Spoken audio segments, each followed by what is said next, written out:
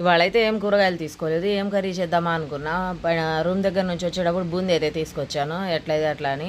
ఇంకా బూందీ తెచ్చాను కదా అనేసి ఇంకా టమాటాలు, పచ్చిమిర్చి, కరివేపాకు, కొత్తిమీర, ఉల్లిపాయలు అన్నీ కట్ చేసి పెట్టాను. బూందీ కర్రీ అయితే చేస్తున్నాను నేను.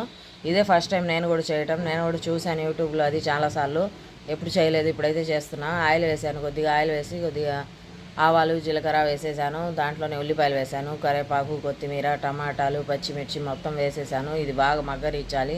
మగ్గాక కొద్దిగా ఉప్పు, కారం, పసుపు, ధనియాల పొడి వేసేసి కొద్దిగా మగ్గనిచ్చేయాలి. అయిపోద్ది కర్రీ, తొందరగా ఈజీగా అయిపోద్ది. ఇదైతే టేస్టీగా ఉంటుంది. మీరు ఒకసారి ఇలా ట్రై చేయండి. ఇంకా ఎమ్మటే దాంట్లో నీళ్లు వేయాలి. నీళ్లు వేసి కొద్దిగా మగ్గనివ్వాలి. నీళ్లు బాగా సలసలా అని ఉడికేటప్పుడు ఈ బూందీ అయితే అందులో వేసేయాలి. బూందీ కొద్దిగా ఉడికాక దగ్గర పడిపోయింది. బూందీ ఎంత లాక్కుంటుంది. కొద్దిగా ఉప్పు చూసేసుకోండి, బూందీలో ఆల్రెడీ ఉంటుంది కాబట్టి. ఇంకా కొద్దిసేపు ఉడకంగానే ఇంకా వేడి వేడి అన్నం బూందీ కర్రీ అయితే చాలా టేస్ట్గా ఉంటుంది. మీరు ఒకసారి ఇలా ట్రై చేయండి, కామెంట్ చేయండి.